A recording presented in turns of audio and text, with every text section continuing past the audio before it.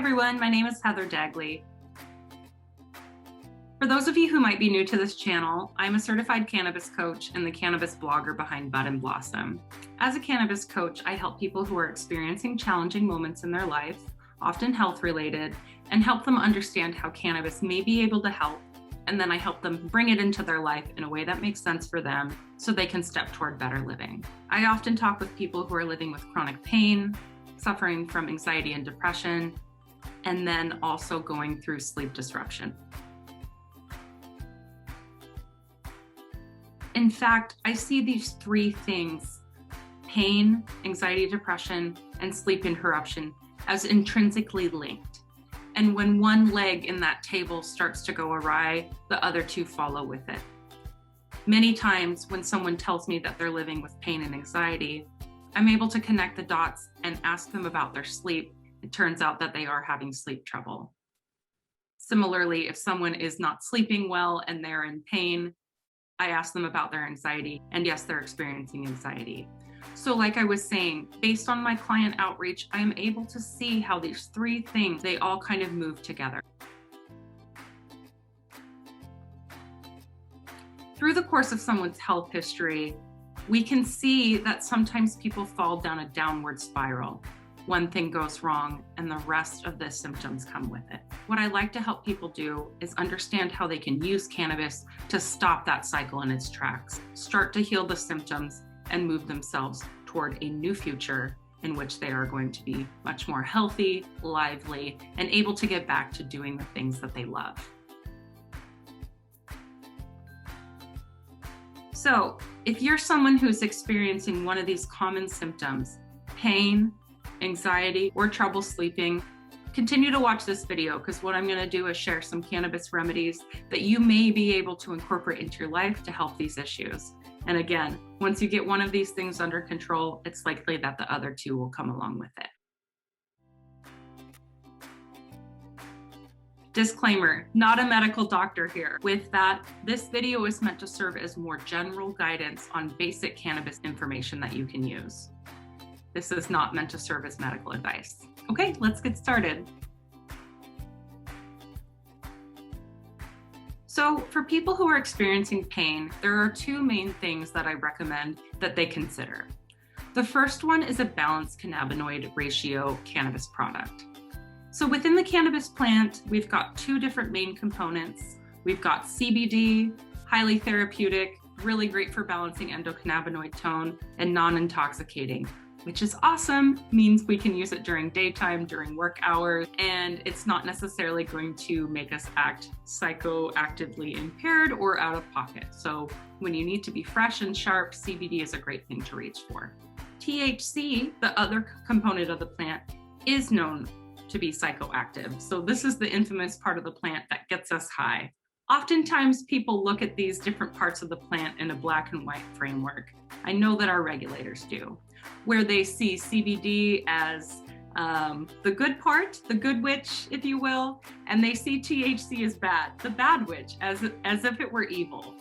I just want to let you know, THC is not evil. There's nothing inherently wrong with it. In fact, it's highly therapeutic and one of the beautiful components of this plant that provides healing relief for so many people. Many pain patients report that a formula that contains equal parts of the CBD and the THC, this is going to be the best formula for pain. So there's many ways to refer to a product like this. You could call it a balanced cannabinoid ratio product. You'll also see it referred to as a 1-to-1. This refers to the ratio, just like in math class, where we've got 1-to-1, meaning there's equal parts CBD to THC.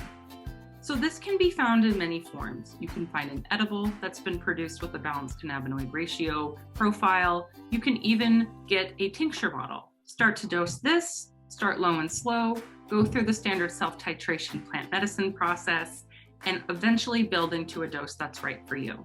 For pain patients, I also like to recommend one more thing, and that is cannabis-infused topicals. There are lotions and salves that have been infused with cannabis, CBD, and THC, and they can be highly therapeutic for localized pain.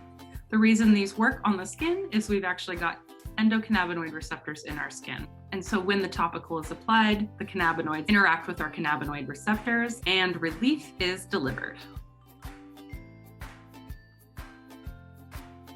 Now, for anxiety, there's a number of things you can do, but cannabis can certainly aid in your pursuit of anxiety-free living.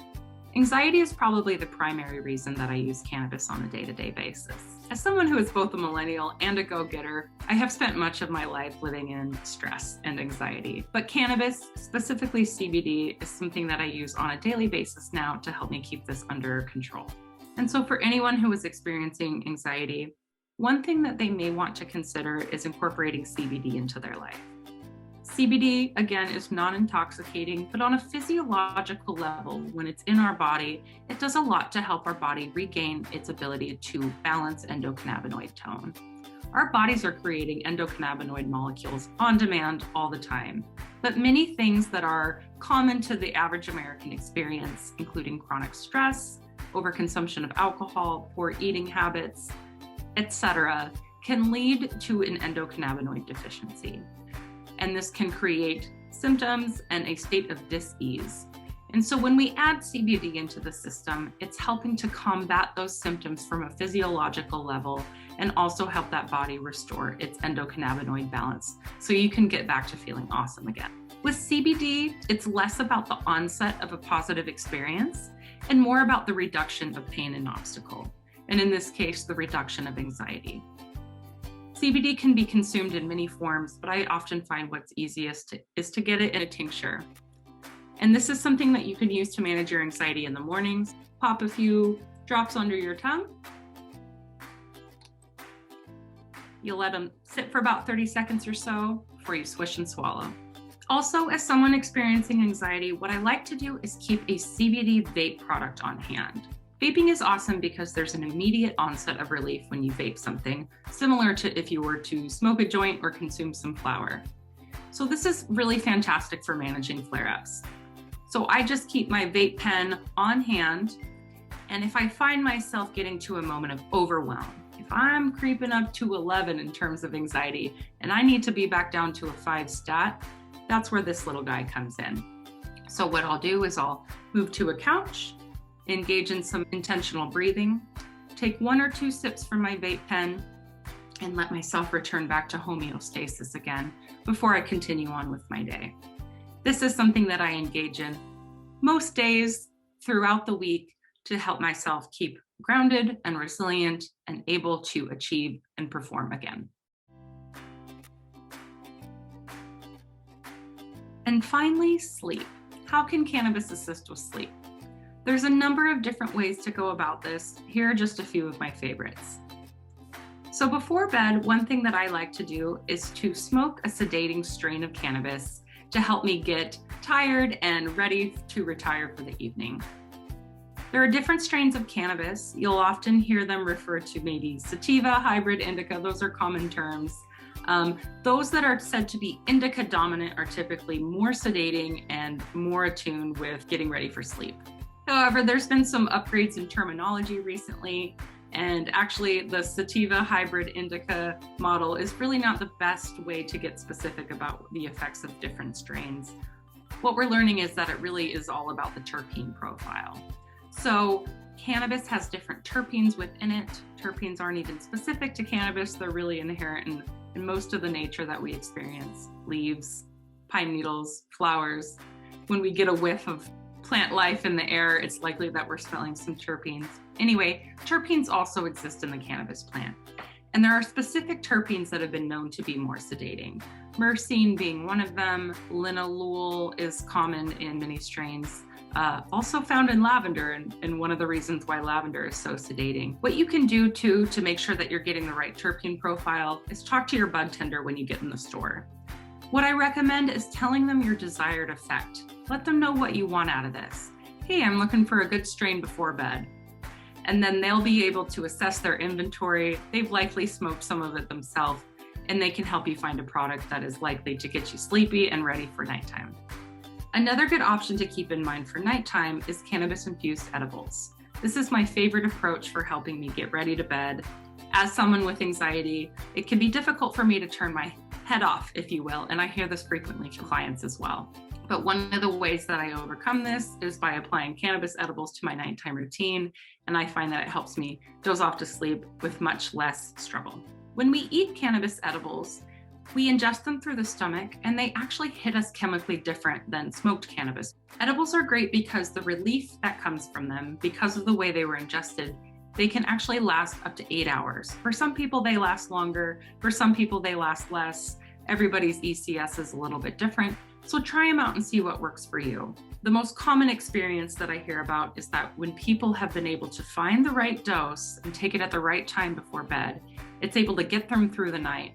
So you can consider bringing home a bag of gummies or chocolates or edible products that have been infused with cannabis. I do want to warn you to go low and slow if you do start this. Some edibles can come on quite strong for some people.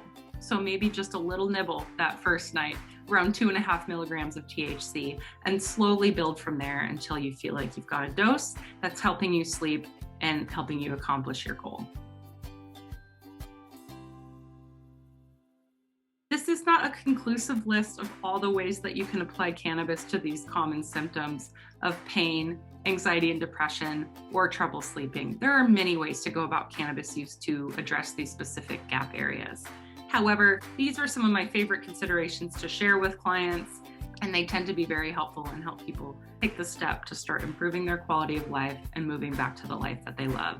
Okay, that's what I have for you today. If you have any questions or you'd like to reach out, please don't hesitate to do so. I'm a cannabis coach, and if you're looking for someone to work with, let's connect. I'd love to discuss how I can support you along your journey. There's a lot of things to uncover when it comes to cannabis, and everybody's life is different. And so what I can help you do is learn about the cannabis plant, get oriented to the products that are out there, and then look for strategies to actually integrate cannabis into your life and step toward the best version of you. All right, and if you like this video, I invite you to please like and subscribe, and I look forward to talking to you soon. Stay high and happy, my friends.